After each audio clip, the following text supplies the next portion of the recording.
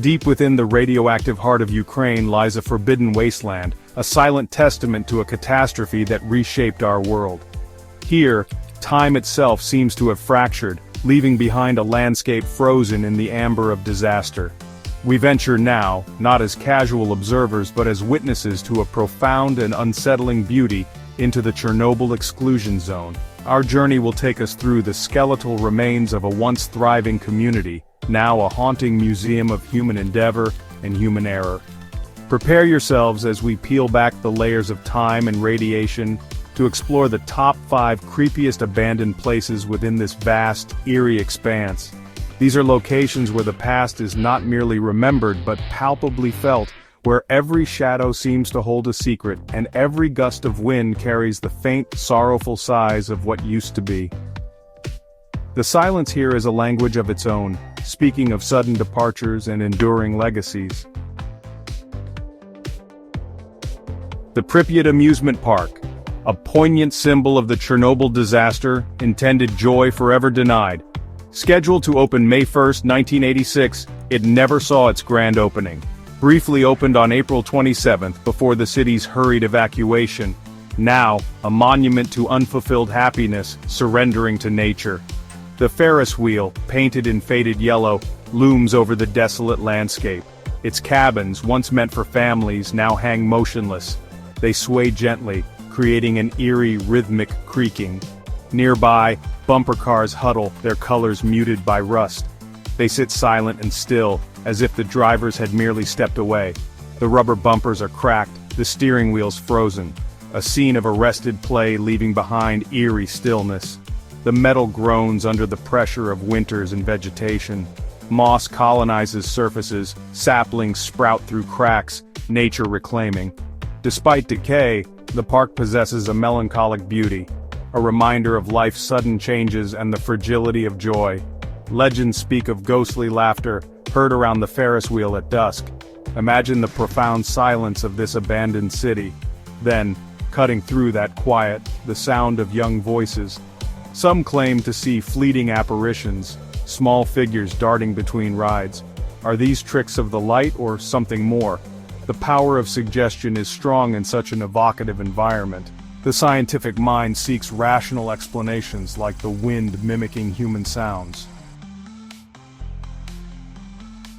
We journey now to the Red Forest. This pine woodland, hit by Chernobyl's fallout, transformed swiftly. Radiation turned the needles reddish-brown, like rust or dried blood. The forest appeared scorched, though no fire had touched it. Trees died standing, their needles carpeting the forest floor. Today, new growth rises from the irradiated soil, yet this forest feels different, marked by its past. Chapter 3. Ward of Whispers. Hospital Number 126. Our next destination lies within the ghost city of Pripyat itself, Hospital Number 126. This sprawling medical facility was on the front line in the immediate, chaotic aftermath of the Chernobyl disaster. It was here that the first victims, the heroic firefighters and plant workers who battled the inferno at Reactor 4, were brought, unknowingly carrying with them lethal doses of radiation.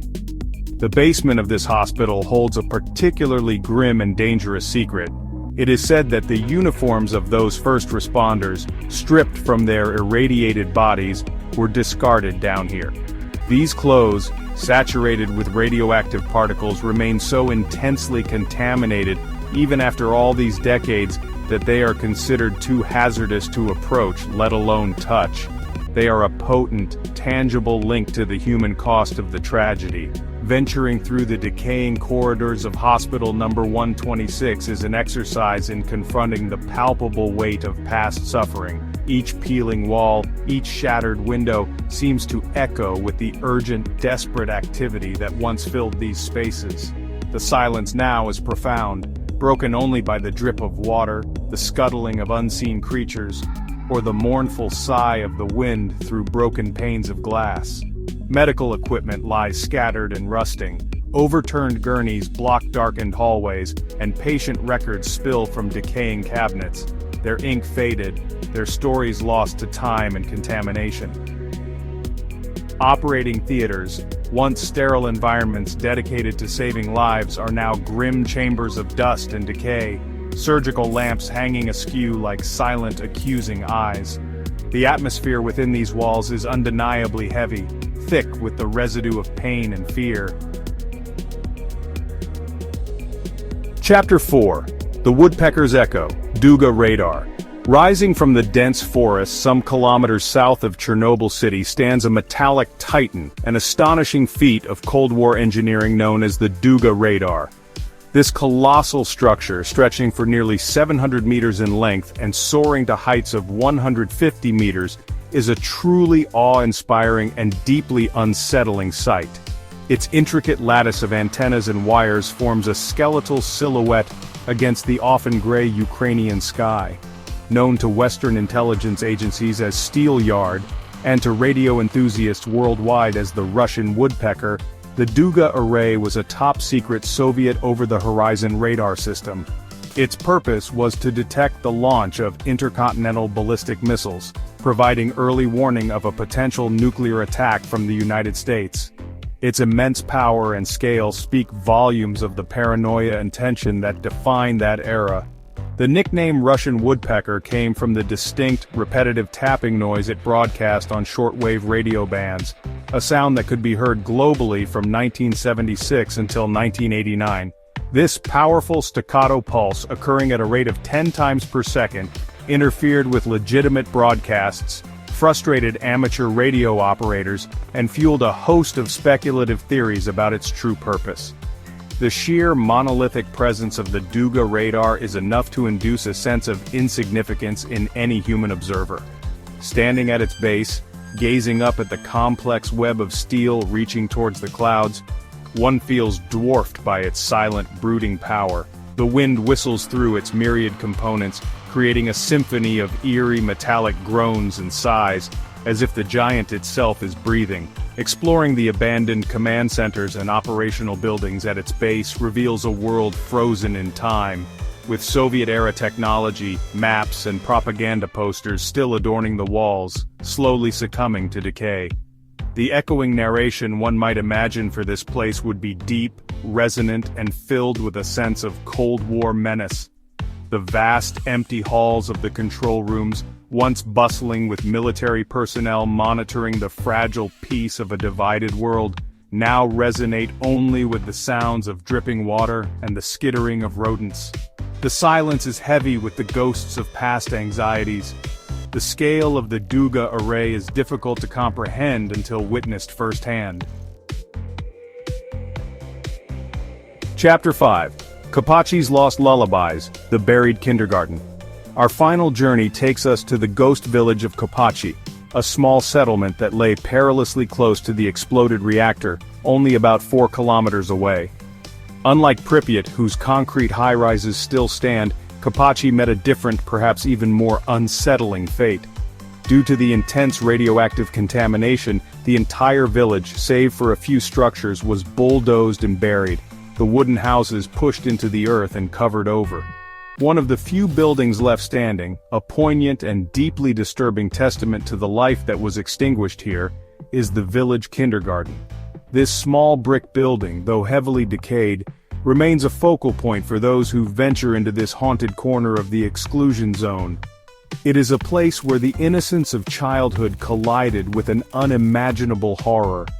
Inside, the scene is one of profound desolation and sorrow.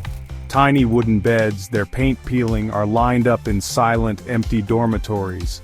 Small lockers, some still bearing the names or pictures drawn by their former occupants, stand ajar, their contents long gone or scattered amongst the debris.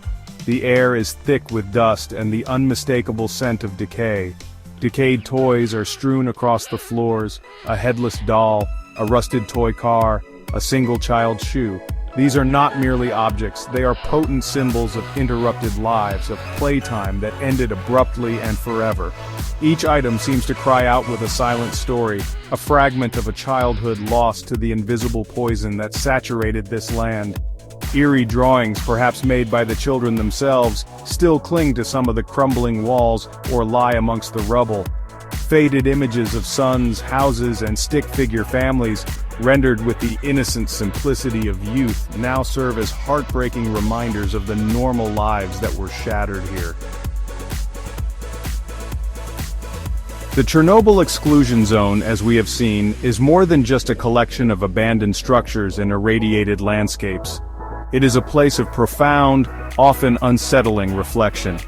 Within its silent cities and decaying villages there exists a chilling beauty, a stark testament to the enduring power of nature and the indelible marks left by human tragedy.